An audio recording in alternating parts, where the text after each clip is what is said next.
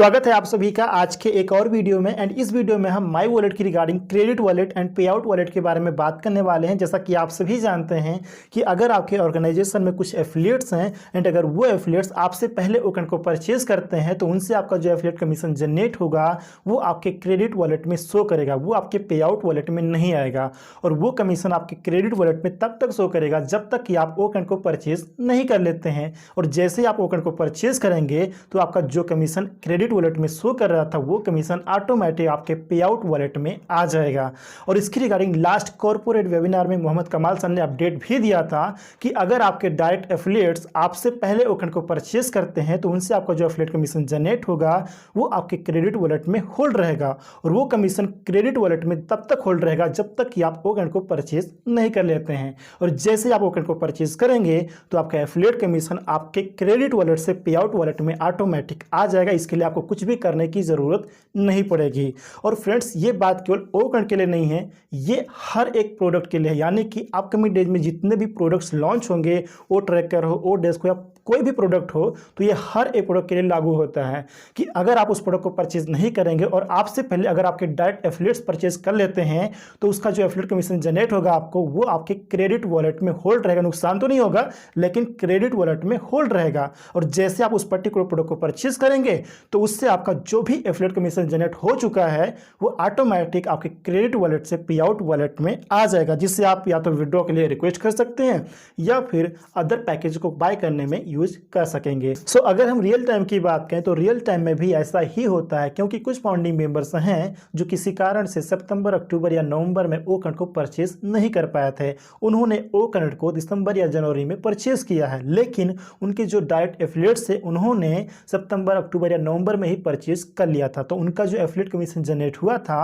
वो credit wallet में hold था। तो जैसे उन्होंने दिसंबर या जनवरी में टोकन को परचेज किया तो उनका affiliate commission with in second में क्रेडिट वॉलेट से पे आउट वॉलेट में ऑटोमेटिक आ गया। तो जिनके पे आउट वॉलेट में ऑटोमेटिक आ गया है उनके लिए कोई प्रॉब्लम नहीं है, उनका सब कुछ ओके है। लेकिन कुछ लोगों के साथ ऐसा भी हुआ है या फिर आने वाले टाइम में हो सकता है कि जब उन्होंने टोकन को परचेज किया तो उनका एफिलिएट कमीशन जो क्रेडिट वॉलेट में होल्ड था वो ऑटोमेटिक उनके पे आउट वॉलेट में नहीं आया। टोकन परचेज करने के बाद भी उनका एफिलिएट कमीशन क्रेडिट वॉलेट में ही होल्ड रह गया। तो ऐसे लोगों के मेरे पास काफ़ी मैसेजेस आ रहे थे, कॉल्स भी आ रहे थे कि सूरज जी मेरा एफिलिएट कमीशन क्रेडिट वॉलेट में ही शो कर रहा है, पे आउट वॉलेट में ऑटोमेटिक नहीं आया है।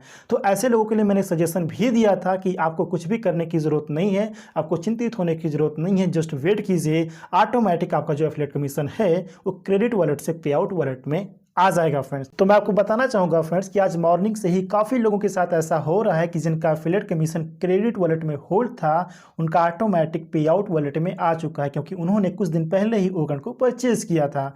जैसे कि कुछ लोगों ने मेरे को कॉल भी किया, स्क्रीनशॉट भी भेजा है। जैसे कि मनोज सर उन्होंने मेरे को कॉल किया, स्क्रीनशॉट भी भेजा कि सूरज जी मेरा एफिलिएट कमीशन जो क्रेडिट वॉलेट में होल्ड था वो ऑटोमेटिक पे आउट वॉलेट में आ चुका है। अब मैं उसको विड्रॉ के लिए रिक्वेस्ट कर सकता हूँ या फिर आने वाले प्रोडक्ट को परचेज कर पाऊंगा। तो ये सब कुछ आप लोग चेक कीजिए फ्रेंड्स। अगर किसी के साथ भी ऐसी प्रॉब्लम हुई थी तो ऐसे लोग अपना इकोसिस्टम चेक कीजिए, मतलब इकोसिस्टम को लॉगिन करके माई वॉलेट में जाके क्रेडिट वॉलेट एंड पे आउट वॉलेट को चेक कीजिए। उम्मीद है कि अगर आपका भी एफिलिएट कमीशन होल्ड था क्रेडिट वॉलेट में और अगर आपने टोकन को परचेज कर लिया था तो आपका भी पे आउट वॉलेट में आ गया होगा। और अगर आपका अभी तक होल्ड है, अभी तक पे आउट वॉलेट में नहीं आया है और आपने टोकन को परचेज कर लिया है तो आपको चिंतित होने की ज़रूरत नहीं है फ्रेंड्स, आपको कुछ भी करने की जरूरत नहीं है, जस्ट वेट कीजिए, आपका भी ऑटोमेटिक क्रेडिट वॉलेट से पे आउट वॉलेट में आ जाएगा। अगर आपने टोकन को परचेज कर लिया है तो आपको बिल्कुल भी चिंतित होने की जरूरत नहीं है फ्रेंड्स। और लास्ट में अगेन रिपीट करना चाहता हूं फ्रेंड्स कि आने वाले सभी प्रोडक्ट के साथ ऐसा ही होगा कि अगर आपके डायरेक्ट एफिलिएट्स आपसे पहले किसी पर्टिकुलर प्रोडक्ट को परचेज करते हैं तो उस प्रोडक्ट के थ्रू जितना भी आपका एफिलिएट कमीशन जनरेट होगा वो आपके क्रेडिट वॉलेट में होल्ड रहेगा। लेकिन जैसे ही आप उस पर्टिकुलर प्रोडक्ट को परचेज करेंगे तो आपका जितना भी एफिलिएट कमीशन जनरेट होकर होल्ड है क्रेडिट वॉलेट में वो ऑटोमेटिक पे आउट वॉलेट में आ जाएगा। मतलब आपका नुकसान नहीं होगा, जस्ट क्रेडिट वॉलेट में होल्ड रहेगा, राइट। तो ये तो कुछ इंपॉर्टेंट पॉइंट्स जिसके बारे में मुझे आपसे बात करनी थी। उम्मीद है कि ये सभी पॉइंट आपको आसानी से समझ में आ गए होंगे एंड ये वीडियो भी आपको इन्फॉर्मेटिव जरूर लगी होगी।